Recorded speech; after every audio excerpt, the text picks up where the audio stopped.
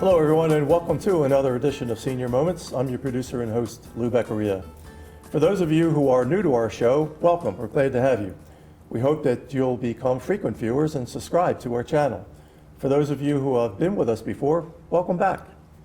Well, first of all, I'd like to welcome our new sponsor for Senior Moments, the First United Methodist Church of Phoenixville. We appreciate Pastor Mark Young's support for what we do on behalf of senior citizens. Pastor Young has graciously given us space at his church so that we could have this as a studio for the Senior Moments shows.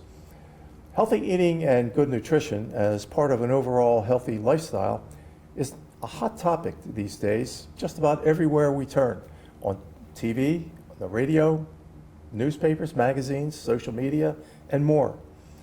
There's no doubt that this is important for all of us, and no less so for older people. Today, we want to focus on the importance of seniors developing and maintaining healthy lifestyles and practicing good nutrition. To do this, we'll tap into the expertise of Dr. Anna Negron, who is known for her passion and dedication in spreading the gospel, so to speak, on this topic. Dr. Negron is a certified family physician born in Puerto Rico. She serves on the board of the T. Colum Campbell Center for Nutrition Studies. In addition, she has published a book entitled Nourishing the Body and Recovering Health, The Science of Food. Dr. Negron, welcome to the show, and thanks a lot for being with us and sharing your expertise. Thank you so very much for the invitation. You're welcome.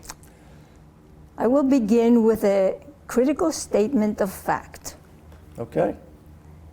The greatest burden of chronic inflammatory diseases is carried by the countries that are developed, the Western countries. We're talking about heart disease, diabetes, cancer, autoimmune diseases, the fractures caused by osteoporosis, Alzheimer's. The United States tops these countries. Really? Really. In the United States, there are 100 million people who are obese, 100 million from 330 million people. Diabetes is epidemic. Heart disease or heart attacks are the #1 killer. And we all know that Alzheimer's is soaring. Yeah. This is not normal. So in some places, people would say, Lou, we have a situation.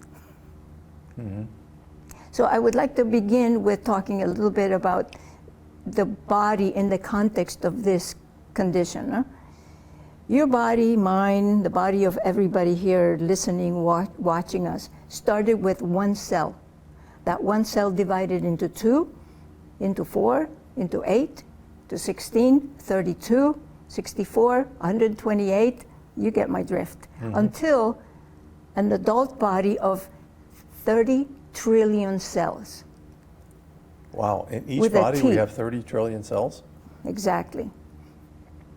That happened, of course, with new materials and energy, and the new materials are the food that we get, the oxygen, and of course, fuel. And we get the fuel from the carbohydrate-rich foods. We turn to glucose, which is really what we use for energy. Mm-hmm.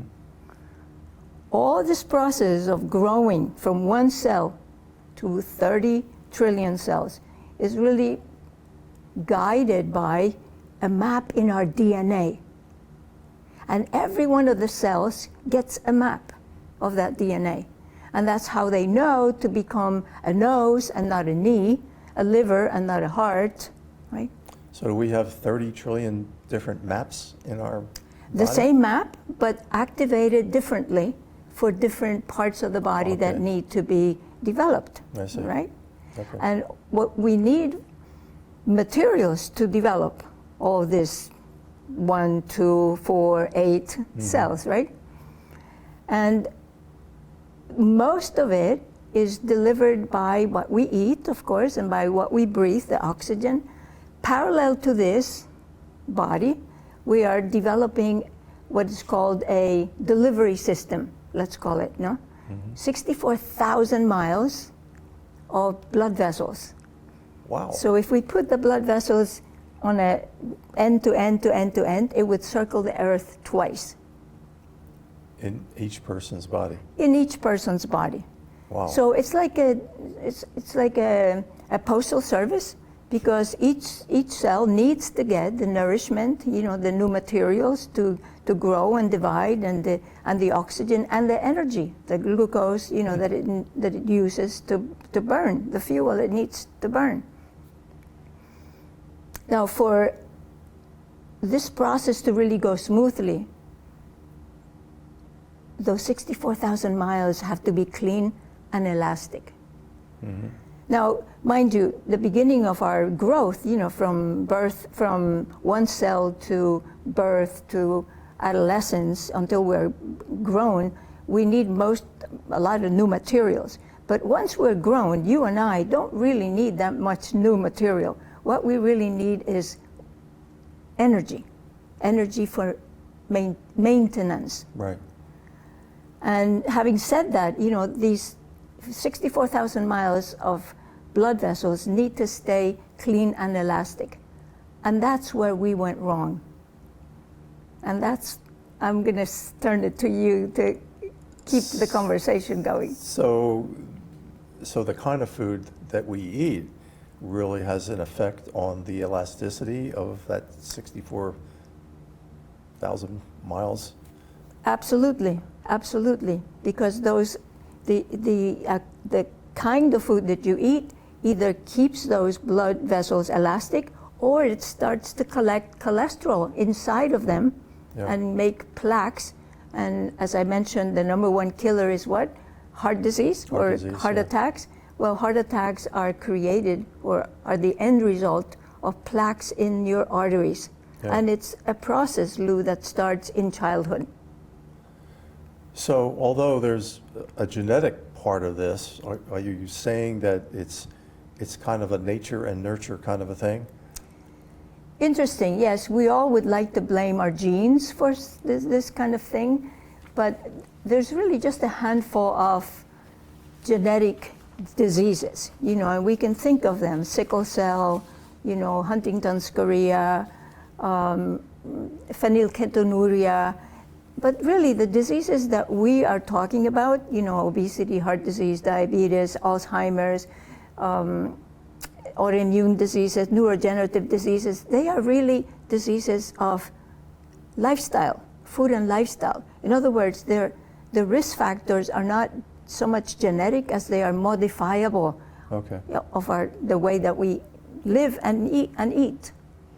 So as seniors, we have to learn to eat better and have better food and that kind of thing is what you're saying.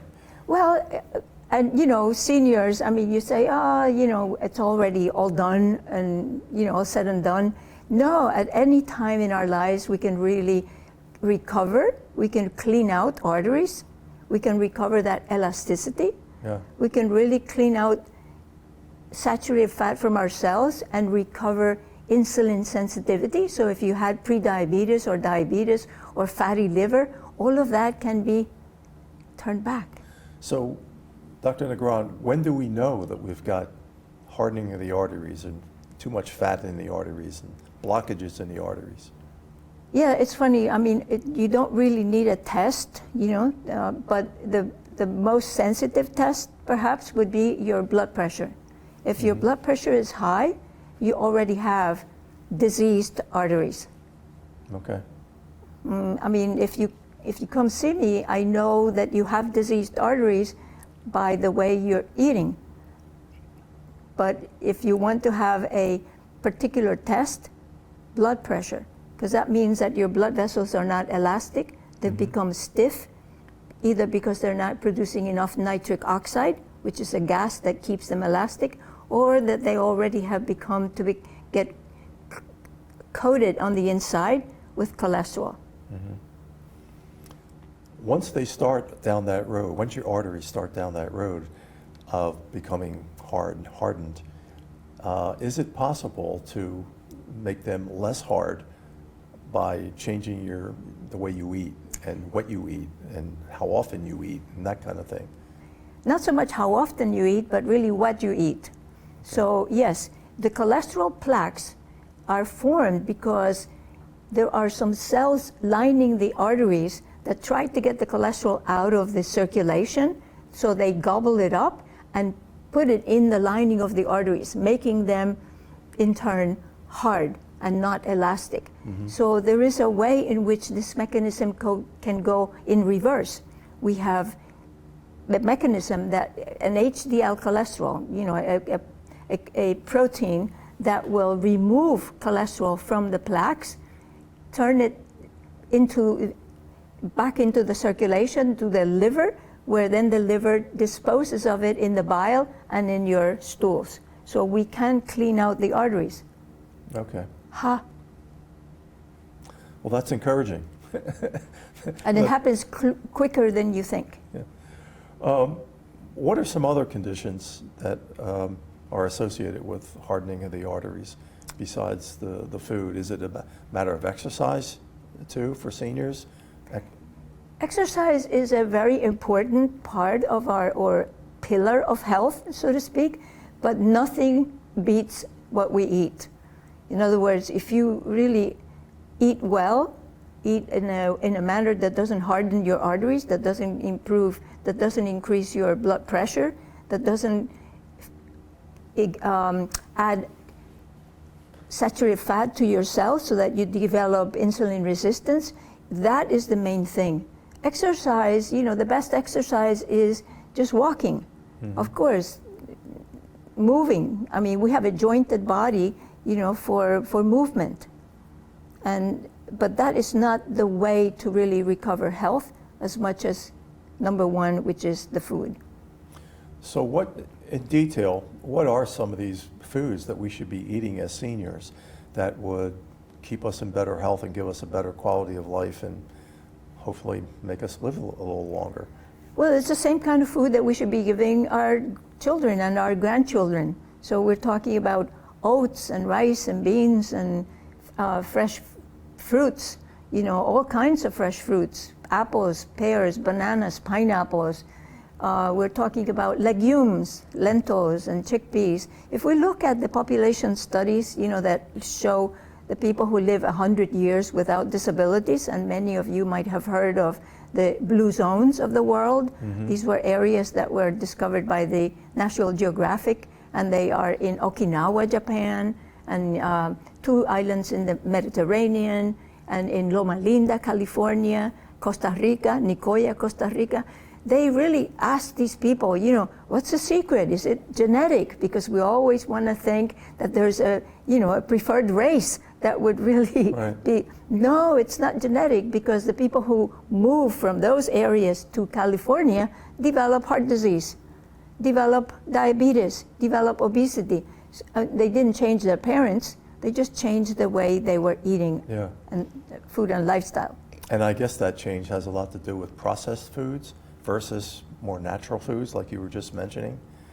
Yeah, processed foods, when we talk about processed foods, we're talking about foods that are just one ingredient. For example, oil is a processed food because it left everything behind and it's just the fat. Flour, it left everything behind and it's just the endosperm ground up. Or sugar, it left the date or the beet or the sugar cane behind, all the fiber, the phytochemicals or the carbohydrates, all the protein, all the fat, and just picked up one ingredient. So processed food is really, we're talking about flour, sugar, and oil. But if you're talking about a whole food, you're talking about a whole fruit, a whole grain, a whole vegetable, and then you can slice it, chop it, freeze it, combine it, cook it, you know, do whatever you want, elaborate it, and that's a healthy combination of whole foods. Now, we're human beings, and nobody is going to do this 100% in terms of eating the fruits and vegetables and everything, as important as it is, okay? So is it okay if people cheat a little bit? Can they have some pizza or some pasta and once in a while, or cheese? You know, I love cheese and I have to stay away from cheese. But Yeah, medicine How can give perfect you. do we have to be in Okay, this? it depends on how much disease you want, or how much health you want. You know, you can really talk about, can I take a pill for my blood pressure? Of course. Can I take a pill for my cholesterol? Why stop there? Why not get a stent? Why not get a bypass? Yeah. So it really depends on how much do you want to contribute to living healthy and without disabilities, or how much are you willing to compromise, and say, I just can't. And having said that, a lot of people haven't given it a chance, their taste buds, a chance to taste the deliciousness of food seasoned with the ingredients that, mind you, come from plants. Yeah. Because all the seasonings come from plants. Oregano, basil, parsley, cilantro, pepper, you name it, lemon. Everything that we season anything with comes from plants. So people have not given plants a chance. Mm-hmm. Is it possible, this may seem like a stupid question, but is it possible for our taste buds to change over the years, to be more accepting of some of the things that you are recommending, some of the fruits and vegetables and so forth, that they may have hated earlier in their life, but now in their senior years, they want to live more healthfully? Will their taste buds accept that? I'm going to start really way back, and I'm going to make it really quickly. In the womb, the fetus is tasting what the mother is eating. So a child born to a mother that ate kale and collard greens and and stuff like that will have a much more receptive palate to these foods later on. So that's amazing. I never would have thought that. But we live in an amniotic fluid environment that's made of what the mother is eating. So fast forward to our senior years, but anywhere in between, and our taste buds, of course, they change. Now, there is something called the pleasure trap. When you're trapped with salt and sugar and fat, it might take a little bit of time, and I'm talking days to weeks to maybe 3 months, to recalibrate those. And many people, that's where they throw the towel, because they don't have a support system, because they don't have people who will just, guide them and help them with some good food and good cuisine, etc. But yes, salt, sugar, and fat, our taste buds can realign. Okay, well, that's encouraging. Yes, it is encouraging. How do we know, Dr. Negron, that we have all the nutrients in our body that our body needs? Well, let me just put it in the flip. You know that your body hasn't had what it needs if you're taking medications for high blood pressure, for diabetes, Okay. for high cholesterol. So, I would start by saying you've been malnourishing your body. Somebody with Alzheimer's, you've really been living with waste products that your body has not been able to clear for 60, 70 years before you develop cognitive impairments, of Alzheimer's. 95% of Alzheimer's is preventable, but it's preventable if you start in childhood, in adolescence. Once you have cognitive impairment, it's really it's hard to get it back. What is it? The boat already left, or the train left, whatever vehicle. The train left the station. I Right. think that's the way it That's goes. it. Yeah. Okay, so now if a person has osteoporosis, for example, through healthy eating, is there a way of reversing that, or at least diminishing it? And say somebody's in their 80s, 85 years old, they have osteoporosis? Yes, osteoporosis is porous bones. Bones that have lost their calcium. And they lost their calcium because they lost the cells that hung on to calcium. In other words, osteoporosis is the result of the same kind of lifestyle that heart disease is. Mm-hmm. So it's not just more calcium, it's really walking, it's sunshine, vitamin D, it's really vitamin K and phosphorus and magnesium, and it's not just calcium.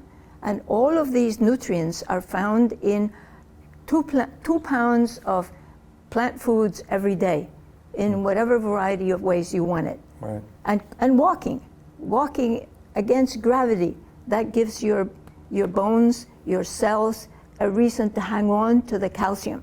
So more calcium is not the answer. Milk, in the countries that drink the most milk have the most osteoporosis. Wow, that sounds counterintuitive from what we've learned over the years. Because we've been taught by propaganda. Mm-hmm. Wow. So why don't doctors? I mean, you're a doctor, and this is your gospel, as I referred to in the opening. But why don't more doctors tell us about this kind of stuff, and why don't they emphasize it more? Yeah, I get that all the time. I mean, medical schools teach only 3 or 4 hours of nutrition in 4 years of medical school. So your physician has not had nutrition education, and this in spite of recommendations to the contrary. Only 20% of medical schools include some modicum of nutrition education. If you have a physician that's been educated through lifestyle medicine, then you really have a better chance. But your doctor probably doesn't know much about nutrition. And ask them what they eat, they probably eat just like you. Yeah. Okay. Well, we have about maybe 2 more minutes left. So some parting words would you like to leave our senior viewers with here about this? It's possible, like, let's say the viewers are 80, 85 years old, or 75, 80, 85 years old, and have not been doing the kinds of things that you're suggesting. For the years they have left, how can they improve? Well, you and me. I'm 77 years old. I've been a physician, including a whole foods plant-based diet to my patients who've been able to really recover so much health. You don't know it until you try it. The more health you've lost, the more health you can recover. So eating whole foods, eating plants, and maybe selecting to eliminate the processed foods, the meat, cheese, eggs, and fried foods that have really caused so much harm and has been the cornerstone of inflammatory chronic diseases in this country. Good luck. Well, thank you, Dr. Negron. That's been very informative, and I tell you, I learned a few things here too, especially about the fetus in the womb, learning how to eat basically in the womb from what the mother eats. That's fascinating. So thank you very much. Really appreciate it. Well, folks, that's Senior Moments for today. We hope that you've enjoyed the show as much as we've enjoyed bringing it to you. And as I just said, I'd like to thank Dr. Anna Negron for sharing her expertise with us, enlightening us. And if we take to heart everything that Dr. Negron was saying, we can look forward to a better life, a better quality of life, and a healthier life, and maybe add a few years to our lives as well. So until next time on Senior Moments, remember, folks, play nice and be kind to each other, especially to seniors. See you next time.